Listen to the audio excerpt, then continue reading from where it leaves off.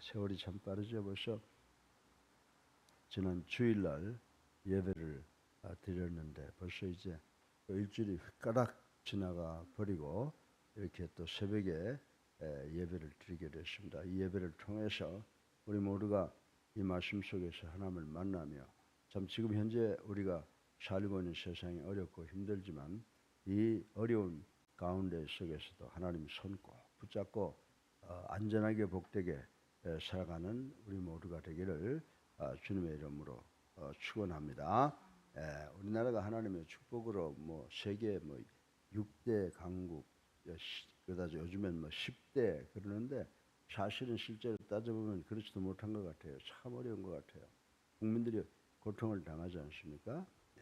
어제 미국에서 어떤 분이 오셔서 금년이 6.25를 맞이한 75주년이고 또 메가더 장군 인천 상륙작전을 해서 대한민국을 이제 북쪽에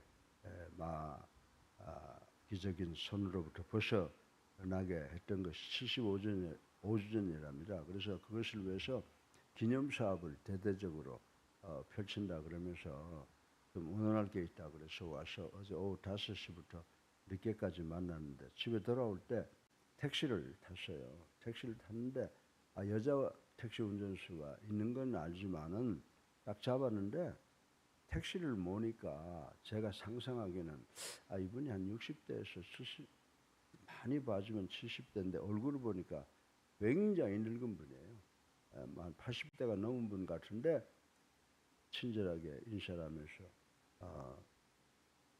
문을 열더라고요. 그래서 보니까 그게 이제 손녀 사진도 붙어 있고 그러면서 이렇게 늦게까지 일을 하십니다. 그랬더니 하는 소리가 우리 아들은요 군인이거든요. 그런데 이렇게 보니까 정말 그 육군 소위 임관할 때인지 거기다 꽃다발을 목에다 걸고 있고 그 옆에 또 손녀 사진이 붙어 있더라고요. 그래서 얘들을 위해서 제가 아직까지 일합니다. 라고 하는 이야기를 듣고 우리나라가 그동안 경제가 발전됐다고 하지만 아직도 이렇게 국민들은 못 살고 고생하는데 하나님 대한민국을 축복해 주옵소서. 그리고 이제 차 안에서 기도를 했어요. 그래서 지금 뭐 우리가 뉴스 같은 데 보면 뭐 10대 강국, 10대 부국 뭐 이런 그 이야기들을 하는데 정말 이 우리 삶의 저변을 깨닫지 못하는 사람들의 이야기다. 더군다나 정치가들이 더 모르는 것 같아요. 국민들이 이렇게 고생하는데 지금 하는 것 보면 정치, 당약을 가지고 싸우는 것을 생각해 볼 때 참으로 마음이 아프고 눈물이 저절로 나오는 그런 그 시간을 가져봤습니다. 그런데 지금 우리가 경제만 지금 후퇴하는 것이 아니라 어떻습니까? 우리 복음의 나팔 소리도 점점 더 둔화되어 가고 있는 그런 경향을 느끼지 아니할 수가 없습니다. 이 둔화되어가는 이 복음의 나팔 소리를 누가 다시 과거 70년, 80년, 더군다나 6.25 때로 내려가서도 그렇게 우렁차게 퍼졌던 그 복음의 소리를 우렁차게 울려 퍼지게 할 수 있을까라고 하는 것을 생각을 해 보았습니다. 그것은 모든 성도들, 특히 교회의 일꾼들에게 달려 있다고 저는 생각을 합니다. 오늘 이 말씀을 준비하기 위해서 이 골로새서 1장을 보게 되면요. 정말 복음 전파에 전력을 다했던 이 바울 사도의 그 모습이 생각이 납니다. 바울 사도는 자신을 가리켜서 뭐라고 말씀을 했냐면요. 고린도후서 3장 6절에 보면 자신을 가리켜서 새 언약의 일꾼이라고 하는 말을 했고 또 성도들을 가리켜서 새 언약의 일꾼이라고 했습니다. 그리고 오늘 특별히 본문 23절에 보면요. 우리 교회에 나오는 성도들을 향해서 복음의 일꾼이라고 했고 25절에는 교회 일꾼이라고 이렇게 정의를 해놓은 것을 읽어볼 수가 있습니다. 바울 사도는 교회의 일꾼으로서 받은 괴로움, 어려움, 고통을 오히려 기뻐하고 그리스도의 남은 고난을 자신의 몸된 교회를 위하여 자기 육체에 채우고 하나님이 주시는 능력을 따라 힘을 다하여 복음을 전파했노라 라고 이렇게 24절과 29절에 이야기하는 것을 우리는 읽어보았습니다. 이처럼 바울 사도는 교회 일꾼으로서의 참 모습을 여실히 보여주고 있거니와 이제 본문을 통해서 교회 일꾼에 대해서 말씀을 하고 있습니다. 교회 일꾼은 이렇게 해야 된다라고 하는 세 가지의 말씀을 하셨습니다. 그래서 오늘 이 본문의 말씀을 통해서 바울이 가르쳐주고 있는 교회 일꾼의 사명이 뭐냐? 우리가 다 잘 아는 이야기죠. 첫째로 복음을 목숨 걸고 전해야 된다. 두 번째, 교회, 그리스도의 몸된 교회를 위해서 어떤 고난이라도 받아들여야 된다. 그리고 셋째로 개인의 은사대로 능력 받은 대로 그 능력에 따라서 일을 해야 된다라고 하는 말씀을 했습니다. 그래서 오늘 새벽에 이 말씀을 간단하게 생각해보고 은혜 받는 우리 모두가 되기를 주님의 이름으로 축원합니다. 그래서 오늘 설교 본론의 첫째로 우리 교회 일꾼의 사명은 뭐냐? 복음, 가스펠을 온 세상에 전해야 된다라고 하는 것을 잘 아는 이야기지만 다시 한번 생각을 해보겠습니다. 사도행전 1장 8절에 보면요, 교회 일꾼에 대해서 이야기를 했어요. 제일 먼저 제일 사명은 복음을 전파하는 것이며 이는 또한 주님의 지상 명령이라고 말씀을 하셨습니다. 그리고 또 구약 성경에도 보면 출애굽기 35장 1절에 보게 되면 구약 시대의 교회 일꾼이라 할 수 있는 모세를 비롯한 모든 선지자들도 하나님의 말씀을 전파했다라고 하는 것을 우리는 볼 수가 있습니다. 신약 시대에 와서는 주님의 사도들과 여러 성도들이 예수 그리스도의 말씀, 즉 복음을 전하다가 죽어갔다고 하는 사실을 우리 너무나도 잘 알고 있습니다. 바울 사도도 옥에 갇혀 순교하기까지 복음을 전파하며 때를 얻든지 못 얻든지 힘써 항상 복음을 전파하라고 또 디모데후서 4장 2절에 보면 바울 선생은 믿음의 아들 디모데에게 간절히 권면하는 것을 볼 수가 있습니다. 우리 교회도 마찬가지입니다. 우리도 정말 사도 바울이 디모데에게 권면했던 것처럼 복음 전하기 위해서 최선을 다해야 된다라고 하는 것입니다. 그러면 간단하게 우리가 도대체 세상을 향해서 믿지 않은 자들에게 뭘 전한다? 복음이라고 하는 것이 뭡니까? 복음이라고 하는 것을 한마디로 표현한다고 하면 예수는 우리의 그리스도시요라고 하는 거예요. 그래서 우리를 구원해 주시는 구주이심으로 그분의 말씀은 구원의 말씀이 됩니다. 라고 하는 것을 온 세상에 전해야 된다라고 하는 것입니다. 그리고 주님께서 우리에게 이것을 원하기를 간절히 원하시고 있습니다. 교회 일꾼들은 이 구원의 말씀을 전할 책임이 있다라고 하는 것입니다. 그런데 복음을 내가 전하겠다고 결심을 하면 복음을 전하려면 믿음이 있어야죠. 내 마음속에 확신이 있어야 그 믿음, 그 복음을 전할 수 있다라고 하는 것입니다.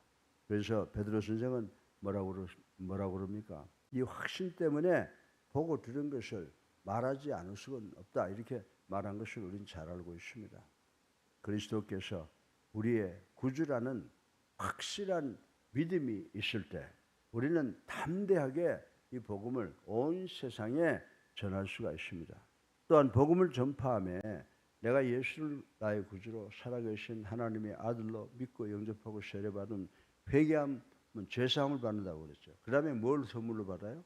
성령을 선물로 받는다는 건데 우리가 복음을 믿는 것도 성령의 역사요.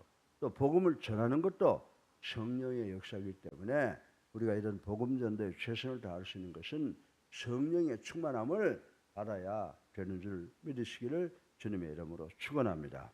우리가 온전히 주님께 우리의 삶 전체, 우리의 생활 전체를 맡기고 성령의 음성과 인도하심을 받을 때 복음 전파의 능력이 우리 각 개인에게 용서심 치는 줄로 믿으시길 바랍니다. 그래서 본문에서 바울 사도는 예수 그리스도를 가리켜서 뭐라고 말합니까?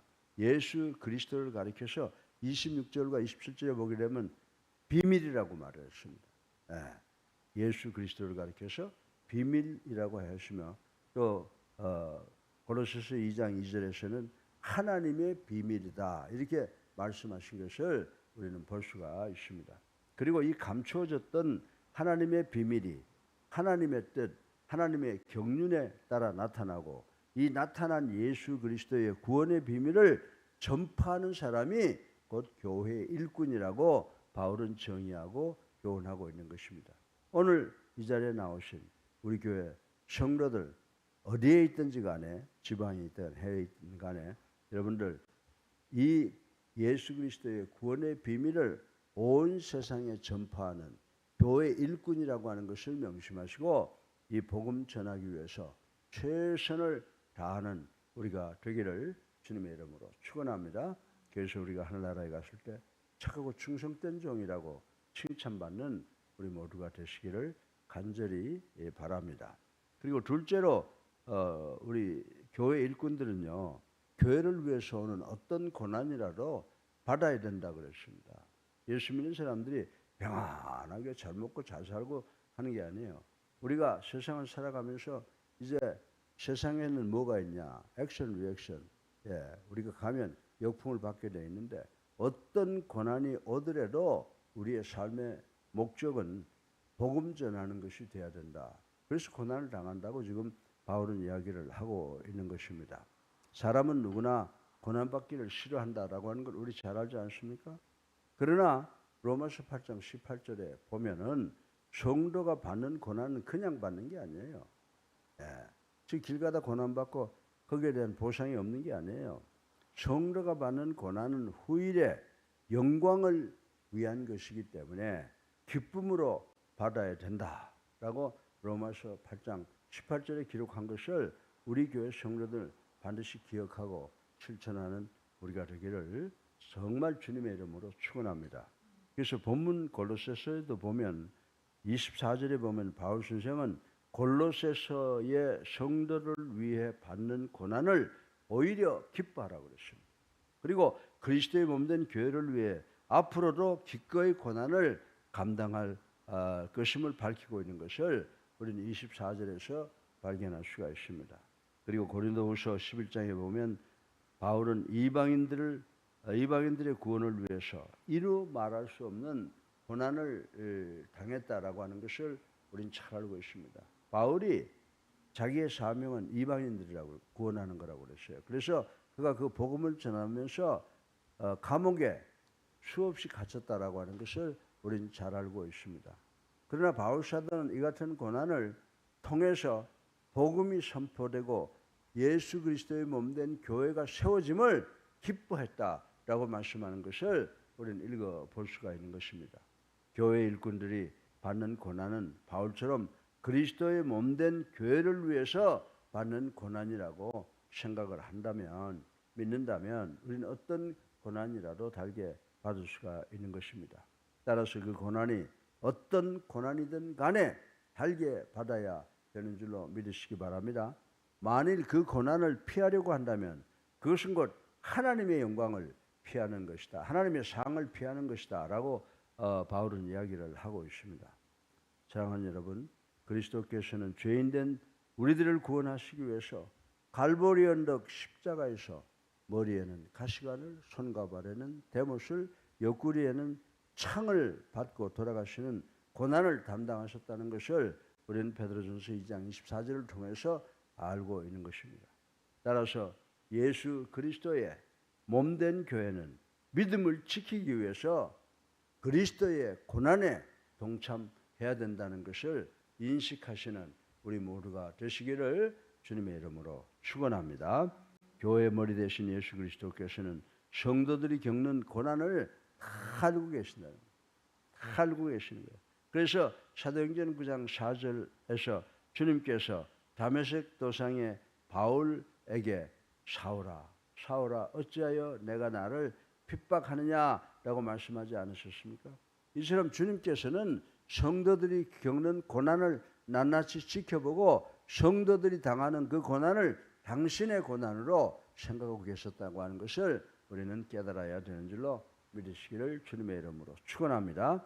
교회를 위해 받는 고난은 주님을 위해서 받는 고난이며 주님을 위해 받는 고난은 성도에게 참 기쁨과 참 은혜를 가져다 주는 것인 줄로 믿으시기 바랍니다. 그래서 우리가 세상 살면서 주님을 위해서 받는 고통이 크면 클수록 하늘나라에서 받는 그 상급도 크고 영광도 크다는 것을 깨닫는 우리 모두가 되시기를 주님의 이름으로 축원합니다.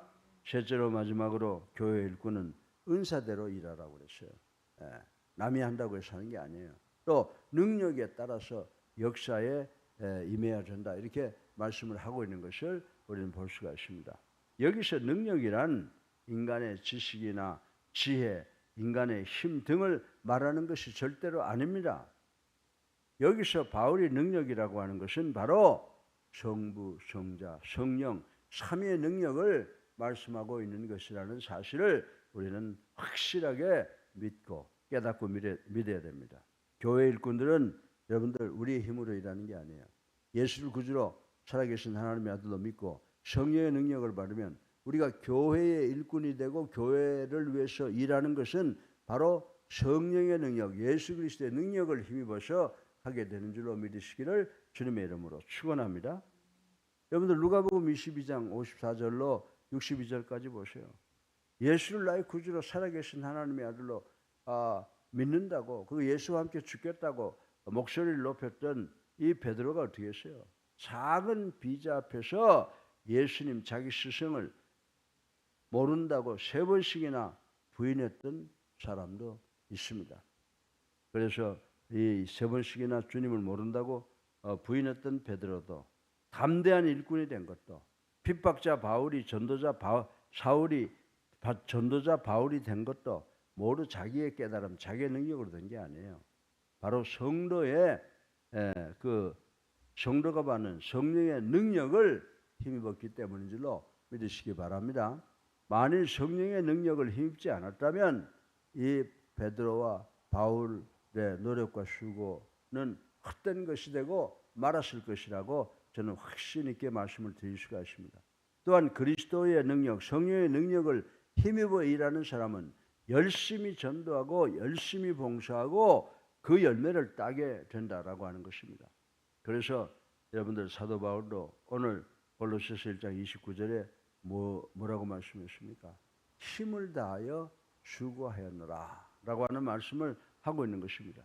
이처럼 우리 믿는 자들은, 성도들은, 교회 일꾼들은 성령의 역사하심에 힘입어 용기를 얻고 열심히 일해야 된다라고 하는 것을 인식해야 됩니다. 여러분들 성도의 삶을 저는 운동을 했던 사람이기 때문에 꼭 운동에 비교해 보는데, 성도는요 마라토너하고 똑같아요. 운동 중에 가장 힘든 것이 마라톤입니다. 성도는 마라토너가 경주에 온 힘을 쏟아넣듯이 모든 힘과 능력과 정성을 다 바쳐 노력하고 수고하는 그런 부지런한 운동선수와 같은 일꾼이 되어야 되는 줄로 믿으시기를 주님의 이름으로 축원합니다.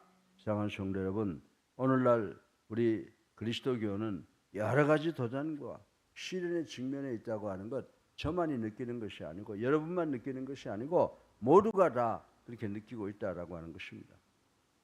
우리가 시간이 갈수록 복음의 나팔은 둔화되죠.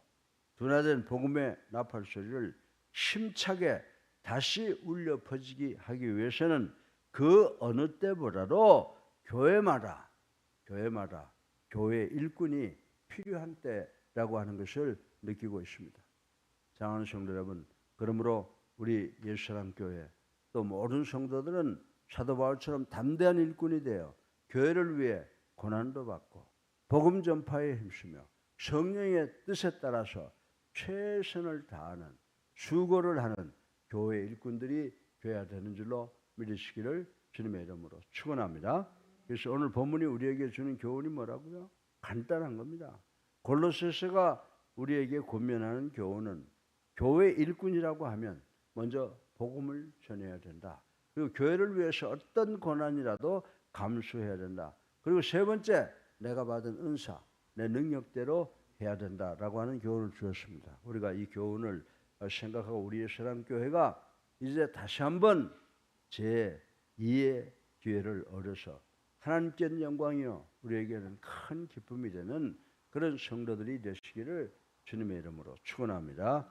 살아계 주셔서 우리의 삶을 주관하시는 만복의 근원 되신 아버지 하나님, 오늘 골로새서 권면을 통해서 복음을 전해야 하며 교회를 위해서 고난을 받아야 하며 개인의 은사에 따라 능력에 따라 복음을 전해야 된다고 하는 귀한 교훈을 배웠습니다.